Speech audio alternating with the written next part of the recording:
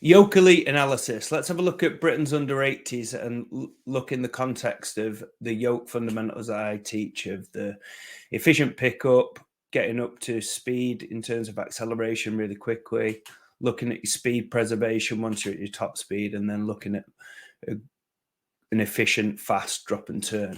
So this was 320 kilos for 10-meter drop and turn. So 4 times body weight for 10-meter drop and turn. Let's have a look at these guys here. So nice footwork. Let's have a look at the turn. So quick turn. Yeah, decent. Oh, and it just looks like he's lost it out of nowhere there.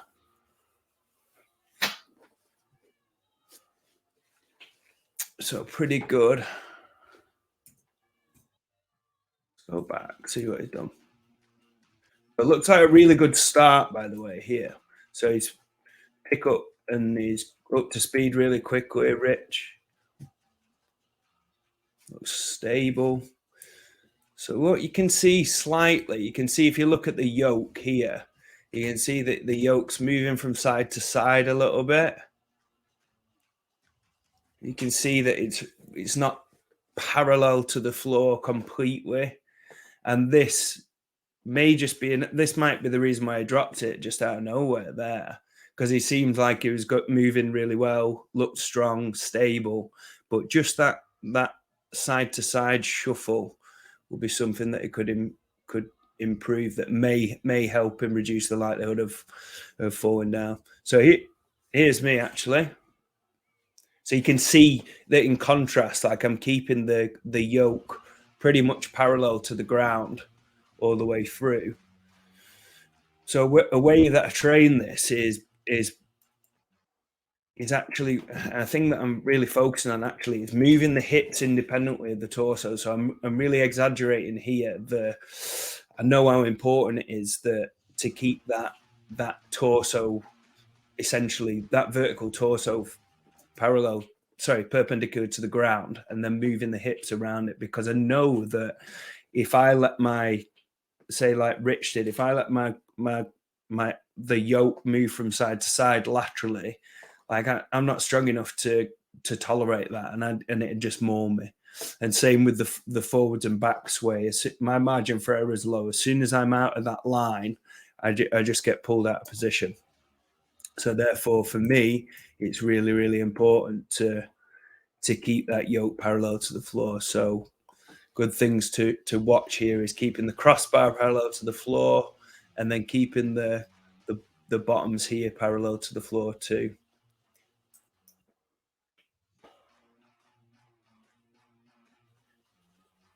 So you can see that on the turn there was a bit of a shake actually.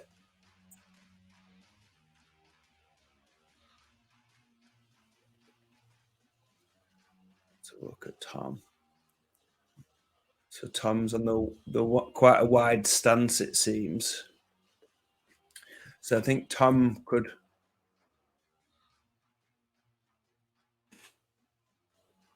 Yeah, I think over time, I think he's going to be better at practicing lighter to moderate weights with practicing a slightly closer stance rather than being so wide. So Joe on the far side looks good.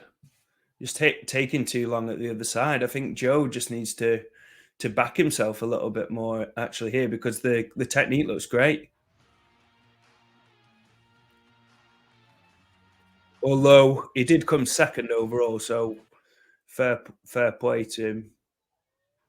I can't knock the performance overall, but I just feel like here he could back himself a little bit more, because his technique's really good.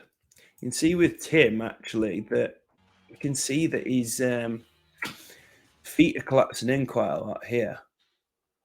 His feet are unstable.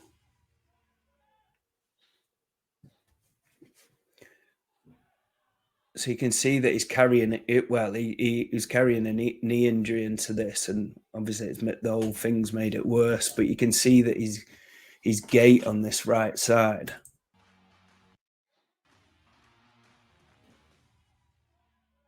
can see that his arch is collapsing, his foot's really turning out massively.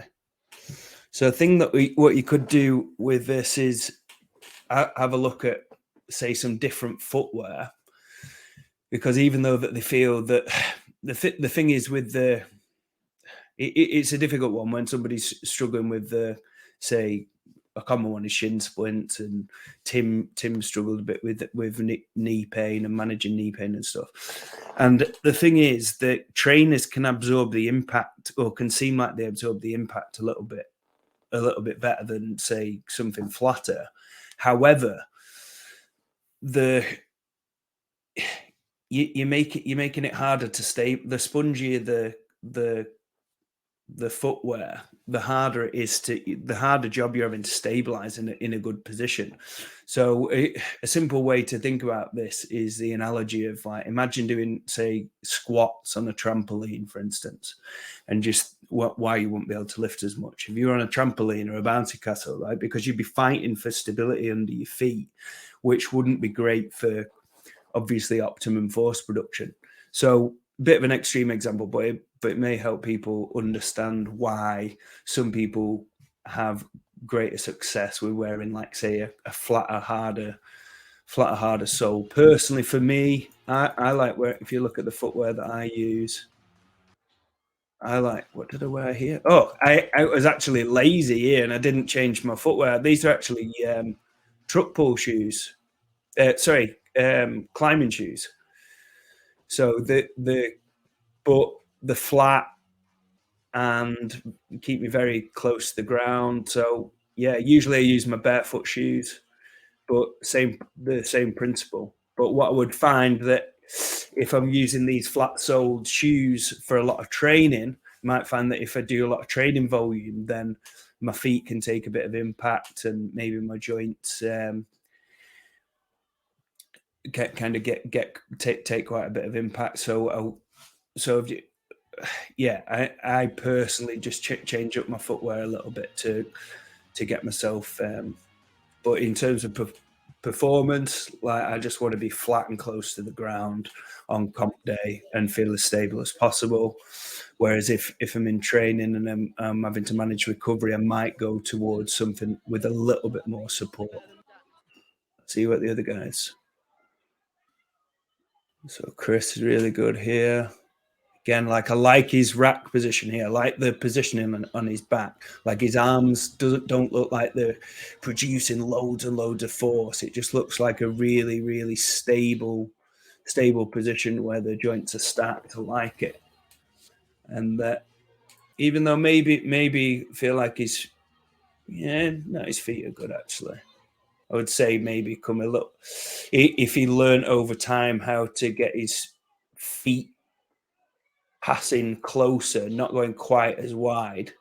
Just because I think he looks so strong in this position, I think he could get his feet passing a little bit closer, because if his feet pass a little bit closer, then for the sake that you're just going to cover more distance per stride, because your feet are going to go in the direction of where you're going. But what he does really well, keeps the yoke crossbar parallel to the floor, keeps the rest of the yoke parallel to the floor. Great stuff. Let's have a look at Lewis. So Lewis is super explosive guy, and I feel like he should be suited to be fast at yoke over time.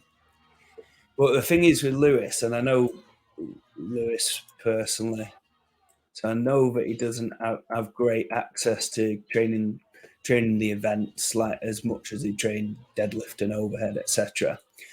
And I can see that here, to be honest. Like, he looks so strong and stable on the far lane with that weight. He doesn't look like he's struggling whatsoever. You look how good his technique is in terms of, like, he's keeping the crossbar parallel to the floor, he's keeping the bottom of the yoke parallel to the floor, blah, blah, blah, blah, blah. Looks really stable.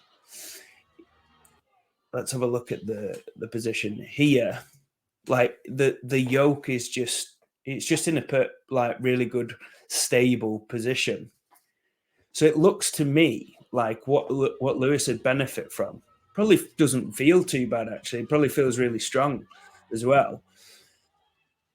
But what I would say with Lewis is, like, if you look down now, you would say that is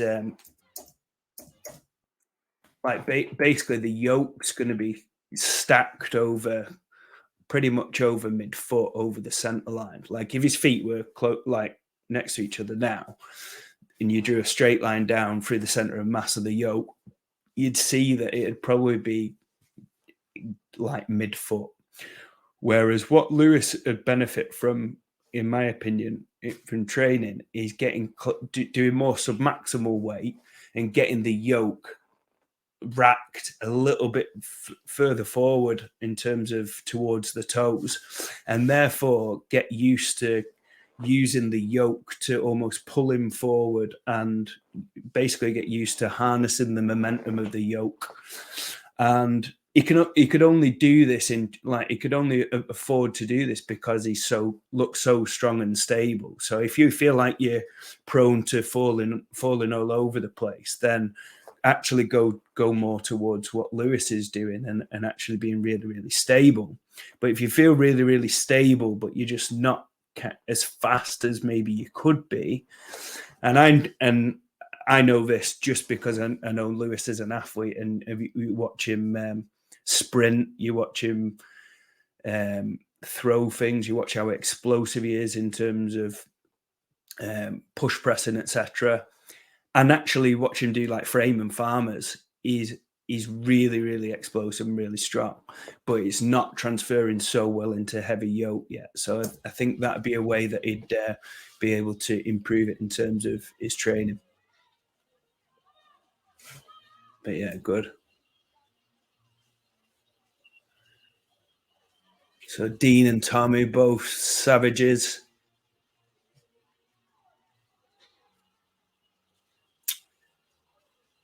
Yeah, good. I like Tommy's technique, nice and stable.